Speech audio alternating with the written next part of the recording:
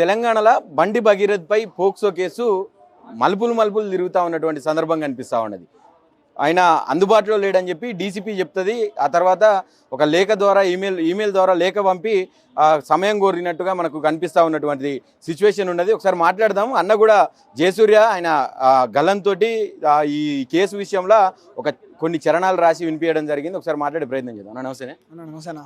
ఏంది అసలు ఎట్లా చూస్తారు? ఫస్ట్ మాట్లాడదాం. ఏంది అసలు ఈ కేసు విషయంలో ఏమనిపిస్తూ ఉన్నది? మీరు కూడా ఒక కరీంనగర్ వాసి, ఎట్లా ఉన్నది ఆయన ప్రవర్తన కావచ్చు, ఆ బండి భగీరథకు సంబంధించి ఎందుకు ఇంత జాప్యం జరుగుతుంది ఈ కేసులో? వాస్తవానికి బండి సంజయ్ అనే పరిస్థితి చూస్తే నిజంగా బాధ అనిపిస్తూ ఉన్నది. ఎందుకంటే ఆయన చాలా కష్టపడి పైకి వచ్చిండు. ఒక సామాన్య కార్యకర్తగా ఆయన ఉన్న పార్టీ ఐడియాలజీ ఏదైనా కావచ్చు, కానీ జెండాలు మోసుకుంటా ఆయన ఒక కార్యకర్తగా ప్రారంభమై ఒక కేంద్ర హోంశాఖ సహాయ మంత్రిగా ఆయన ఎదిగి ఈరోజు గూండా మంత్రి అయిపోయాడు. ఆయన ఇవాళ గూండా మంత్రి అయిపోయాడు, ఎమోషనల్ బ్లాక్మెయిలర్ అయిపోయాడు. ఈరోజు ఎందుకు గూండా మంత్రి అయిపోయాడు అంటే ఆయన చాలా హోంశాఖ చేతులు పెట్టి నేరాలను అదుపు చేయాల్సినటువంటి వ్యక్తి. ఆయన మీద ఎవరన్నా విమర్శ చేస్తే వాళ్ళ ఇండ్లకు మందిని పంపి కొట్టించే అంత స్థాయికి వెళ్ళిపోయాడు. ఎందుకన్నా నీ రాజకీయ భవిష్యత్తును నువ్వే ఈరోజు నాశనం చేసుకుంటావని ఇప్పటికే బాధపడతా ఉంటే, ఈరోజు సొంత కొడుకు పాపం తండ్రి కష్టపడి కట్టుకున్న సామ్రాజ్యాన్ని ఒక్క పోక్సో చట్టంతో నిలువున నేలమట్టం చేసేసిండు. ఈరోజు అంత దుర్మార్గమైనటువంటి పరిస్థితి. కష్టపడి పైకి వచ్చినావు, ఎప్పుడైతే పైకి వచ్చిండో కథం గుండా రాజ్యం ఏర్పాటు చేసుకున్నాడు, సామ్రాజ్యం ఏర్పాటు చేసుకున్నాడు, గుండాలను పంపించి దాడులు చేసుడు అలవాటు చేసుకున్నాడు. అట్లా ఎంతోమంది దాడులకు గురైపోయిండ్రు. ఈరోజు మనం కూడా ఆ విక్టిమ్స్ని చూసినాం. వాటి గురించి కూడా గతం లోపల సమావేశాలు జరిగినవన్నీ చూసినాం. ఇక్కడ మనం అనేది ఏంటంటే వ్యవస్థల మీద నమ్మకం రావాలి, చట్టాల మీద నమ్మకం రావాలి. పోక్సో యాక్ట్ అంటే చాలా పెద్ద కేసు అనేది భయపడే పరిస్థితి ఉండే. ఎందుకంటే ఆడపిల్లల చిన్నపిల్లల రక్షణ అనేది ఈరోజు అప్పుడే పుట్టిన 6 నెలల పసికందును కూడా ఇడిచిపెట్టకుండా అత్యాచారాలు చేసేటటువంటి పరిస్థితిని మనం చూస్తూ ఉన్నాం. నెలల పాపలను, సంవత్సరం 2 సంవత్సరాలు ఉన్న పిల్లల్ని కూడా అత్యాచారాలు చేసే దుర్మార్గులను చూస్తూ ఉన్నాం. అక్కడి నుంచి రక్షణ కల్పించడానికి ముఖ్యంగా ఎవరైతే 12-14 సంవత్సరాల నుంచి మొదలు పెడితే 18-19 సంవత్సరాల పిల్లలు ఉంటారో వాళ్ళు ఎవరికి కూడా ఒక మెంటల్ మెచ్యూరిటీ అనేది అప్పటికి సరిగ్గా ఉండదు, ఈజీగా ఎక్స్ప్లాయిట్ చేసేటటువంటి అవకాశం ఉంటుంది అన్నటువంటి ఉద్దేశంతో ఇట్లాంటి చట్టాన్ని తీసుకొచ్చి 2020లో దాన్ని చాలా కఠినతరం చేసి పెట్టిర్రు. ఈరోజు బండి సాయి భగీరథ్ అనేటువంటి వ్యక్తి ఏమన్నా ఆ అమ్మాయి ఏమన్నా పతితానా అంటారు. ఆ అమ్మాయి ఏమన్నా మంచిదా? ఎందుకు పోయింది ఆయనతోటి? రాత్రి 2 గంటలకు ఎందుకు అన్నం తినిపించింది? ఫామ్ హౌస్కి ఎట్లా పోయింది? పబ్కి ఎట్లా పోయింది అని చెప్పి మాట్లాడుతూ ఉన్నారు. అరే వాడెట్లా పోయిండ్రా భయ్? మరి ఒక కేంద్ర హోంశాఖ సహాయ మంత్రి కొడుకు కదా, వానికి సిగ్గు మానం శరం సొయ్యి లేదా? ఆయన పెద్ద గొప్ప మంత్రి, గొప్ప పేరున్నాడు, ఎంత కష్టపడి పైకి వచ్చిండు. నీకు ఇట్లా లత్కోర్ పనులు చేస్తే ఏమన్నా ఆయనకు చెడ్డ పేరు అని చెప్పి తలకాయ లేదా? వానికి ఆలోచన లేదా? వాడు ఎట్లా పోయిండు? వాడు లంగ కదా? అటు పోయినప్పుడు అమ్మాయిని తీసుకుపోయి ఎక్స్ప్లాయిట్ చేసినట్టు కదా. 17 సంవత్సరాల అమ్మాయి ఏమో నీకు లంగ లెక్క కనబడుతుంది, 25 సంవత్సరాల మనిషి ఏమో నువ్వు హనీ ట్రాప్కి లొంగిపోయే ఏం తెలియని ఎడ్డి నా కొడుకు లెక్క కనిపిస్తాడా? అలాగూ అంత ఎడ్డిగాలు కాదు కదా ఎవరు. ఆయన పోక్సో గైడ్ లైన్స్ ప్రకారం మైనర్ బాలిక, సరే ఎవరైనా కానీ మైనర్ అయినా మేజర్ అయినా దాని మీద కేసు పెట్టిరంటే ఎవరైతే బాధితురాలు ఉన్నారో ఆమె ఐడెంటిటీని గోప్యంగా ఉంచడం ఆ గైడ్లైన్స్ ఆ చట్టం చెప్తుంది. అట్లా దీన్ని 2 టౌన్ పోలీసు వాళ్ళే బహిర్గతం చేయడం, ఆ తర్వాత అమ్మాయి ఫోటోలు విచ్చలవిడిగా సోషల్ మీడియాలో తిరగడం, ఎఫ్ఐఆర్ కాపీ కూడా తిరుగుతూ ఉన్నది. ఏం చెప్తారన్న దీన్ని? అంటే భయం లేక, ఇది చట్టాల మీద భయం లేక. బండి సంజయ్ యునుడు ఏమున్నది, ఎవడన్నా గట్టిగా మాట్లాడినంటే వాళ్ళ మీద గుండాలను పంపి వాళ్ళ మీద దాడి చేపిస్తాడు. బండి సంజయ్ యునుడు బండి సంజయ్ చూసుకుంటాడు.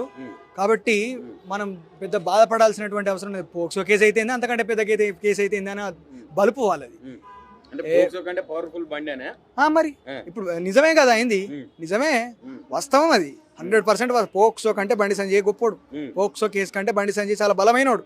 ఈరోజు చాలా స్పష్టంగా కనబడుతుంది సమాజంలో కూడా, తెలంగాణలో కనబడుతుంది కదా. అరెస్ట్ చేయలేకపోతున్నారు, వ్యవస్థలు మేనేజ్ చేయగలుగుతున్నాడు. పోక్సో కాదు, పరారీలుంటే ఈమెయిల్ ఎట్లా పంపిండు, పత్రికా ప్రకటన ఎట్లా ఇచ్చిండనా? పత్రికా ప్రకటన ఎడికెళ్ళి వచ్చింది? ఏ సొరికిలోకి వెళ్ళి వచ్చింది? కరీంనగర్ మానేరు డ్యాంలోకి వెళ్ళి వచ్చిందా? ఎడమ కాలువకి వెళ్ళి వచ్చిందా? కుడి కాలువకి వెళ్ళి వచ్చింది? ఎళ్ళకెళ్ళి వచ్చిందనా? తలకాయ దిమాగ్ లేని వాళ్ళు మాట్లాడే మాటలు అవన్నీ పరారైండి గిరారైండి అని చెప్పి. దిమాగ్ లేని వాళ్ళు ఎవరో మీకు అర్థమయ్యే ఉంటుంది. పరారైండి అని చెప్పిన వాళ్ళని దిమాగ్ లేని వాళ్ళు అంటాను. ఎందుకంటే మరి మా సొంతలో ఇవన్నీ అర్థమవుతానే మేము ఆలోచించగలుగుతాం. ఇంటెలిజెన్స్ ఏమైపోయింది? ముఖ్యంగా మన రేవంత్ రెడ్డి ముఖ్యమంత్రి గారు ఎందుకు ఇంత సిట్టు విచారణ వేసి అంటే సిట్టు ఏర్పాటు చేసి విచారణ జరపాలి, పట్టుకోవాలి, ప్రత్యేక బృందాలను ఏర్పాటు చేస్తున్న ఇదంతా అంటే ఇంతకుముందు పోక్సోలు కూడా ఇట్లనే నడిచినాయా? దీన్ని ఎందుకు ఇంత ప్రత్యేకంగా చేస్తా ఉన్నారు? సో దాకా ఎందుకన్నా సిట్టు విచారణ కాళేశ్వరం మీద సిట్ వేసిర్రు, ఎవరిని అరెస్ట్ చేసిండ్రు అన్న మళ్ళా ఎక్కిరించినట్టే ఇట్లా ఇట్లా అన్నాడు, కింద ఉన్నోళ్ళు ఒర్రిర్రు ఎటోలాంటి వీకిర్రు అన్నట్టుగానే ఈరోజు కూడా సిట్టు విచారణ గతంలో కాళేశ్వరం మీద అయితే KTR arrest అయ్యిండా, KCR arrest అయ్యిండా, Harish Rao arrest అయ్యిండా, ఏ రావు అరెస్ట్ కావాలి. అసలు వేయాల్సిన పని ఉండేనా ఈ కేసులో? అది పోక్సో కేసులో సిట్ ఏందన్న, పోక్సో అంటేనే పెద్ద కేసు వనగబట్టి తీసుకొచ్చి ఆ తర్వాత విచారణ చేయాలి కానీ అరెస్ట్ చేసి అది చేయలేదు కదా. చేయలేదంటే ఏం లేదు, ఎంత పెద్ద కేసు అన్నా కానీ ఎంత పెద్ద తప్పనే చేయని అన్న. ఆశారాం బాపు లాంటి వాడు ఎన్నిసార్లు వానికి బెయిల్ దొరికింది, వాడు బయటకు వచ్చిండు. డేరా బాబా వచ్చి బీజేపీకి ప్రచారం చేసిండు, వాని మీద పోక్సో కేసు ఉన్నది, వాడి మీద నిర్భయ కేసు ఉన్నది, వాడు అత్యాచారాలు చేసిండు, ఇవన్నీ ఉన్నాయి కదా వాని మీద. ఇవన్నీ ఉన్నాక కూడా వాడు బయటకు వచ్చి బీజేపీకి ప్రచారం చేసిండు. మొన్న సెంగార్ గాడు అల్లకెళ్ళి ఎమ్మెల్యే, బీజేపీ ఎమ్మెల్యే, వాడు కన్విక్టెడ్ క్రిమినల్, యువతలకు వచ్చిన తర్వాత వీళ్ళే పోయి దండలేసి సన్మానం చేసి దండం పెట్టి తీసుకొని వచ్చిర్రా లేదా? సో ఇక్కడ ఏంటంటే చట్టాల కంటే రాజ్యాంగం కంటే ప్రభావితమైనటువంటి వ్యక్తులు రాజకీయ నాయకులు చాలా స్పష్టంగా అర్థమవుతుంది. నో డౌట్ ఇది ఇక్కడ ఎవరైనా సరే మా ముంగట దిగదుడుపే, రాజ్యాంగం కూడా పనికిరాదు, పోక్సో కేసు కూడా పనికిరాదు అని చెప్పి చాలా స్పష్టంగా చెప్పారు. ఈ బండి సంజయ్కే ఎంత పవర్ ఉంటే అమిత్ షాకి ఎంత పవర్ ఉండాలి, నరేంద్ర మోడీకి ఎంత పవర్ ఉండాలి, ఆయన చుట్టూరంగా ఆయన చేతులు ఉన్నటువంటి పోలీస్ వ్యవస్థకి ఎంత పవర్ ఉండాలి. నాకు తెలిసి కొన్ని రోజుల లోపల తెలంగాణ మొత్తం కూడా హైదరాబాద్ రాష్ట్ర కేంద్ర పాలిత ప్రాంతం అవుతుంది హైదరాబాదు. ఈ తెలంగాణ రాష్ట్రం లోపల ఆయనకు ఆయన హైదరాబాద్ కట్టింది ఆయన కదా, మరి పెట్టడా ఏమన్నా. కాబట్టి డెఫినెట్గా ఆయన వాళ్ళ ఉద్దేశం కూడా అదే, కేంద్ర పాలిత ప్రాంతం చేస్తారు. దీన్ని చేసి వాళ్ళు ఏ రకంగా తెలంగాణను అస్తిత్వం లేకుండా చేయనో, చట్టాల అస్తిత్వం లేకుండా చేయనో, రాజ్యాంగపు అస్తిత్వం లేకుండా చేయనో చేస్తారు వాళ్ళు. మీరు ఒక పాట రాసిండ్రు దీని మీద, ఒకటి కాదు 2 రాసిండ్రు. బండెనక బండి గట్టి అనే పాటని పెట్టడం జరిగింది, మళ్ళీ డిలీట్ అయిందా, మరి చేసిండ్రా, నువ్వు చేసినవా, ఎవరన్నా బెదిరించిరా, ఏం జరిగింది అసలు దాని వెనక? ఏమో అన్న, నాకు తెలిసి ఆయన ఏ వీడియో పెడితే ఆ వీడియో మీద స్ట్రైక్ పడుతుందని చెప్పి మీలాంటి మిత్రులు కూడా చెప్పారు కొంతమంది. కాబట్టి అది సరే ఎన్నిసార్లు తీసేస్తే ఎన్నిసార్లు వాడతా, అదే ఉన్నది నోరు ఉన్నది కదా మనకు. లేనోనికి అది చట్టం అయ్యింది బండి చుట్టం, లేనోనికి అది చట్టం అయ్యింది బండి చుట్టం, అబ్బా రెస్ట్ అంటే కష్టం రేవంత్ రెడ్డి ఇష్టం, అబ్బా రెస్ట్ అంటే కష్టం రేవంత్ రెడ్డి ఇష్టం, ఎంత పేరు నీది కొడుకో ఎంత కదరు నీది కొడుకో ఓ బండి సంజయ్ కొడుక, బండెనక బండి గట్టి 16 బండ్లు గట్టి ఏ బండ్లేవోతివి కొడుకో ఓ బండి సంజయ్ కొడుక, ఎంత తెలివి నీది కొడుకో ఓ బండి సంజయ్ కొడుక. ఏంటి కదా మరి దొరకలేడు, ఆయనకున్నంత తెలివి ఏ హ్యాకర్కో ఏ సాఫ్ట్వేర్ ఇంజనీర్కో కూడా లేదు.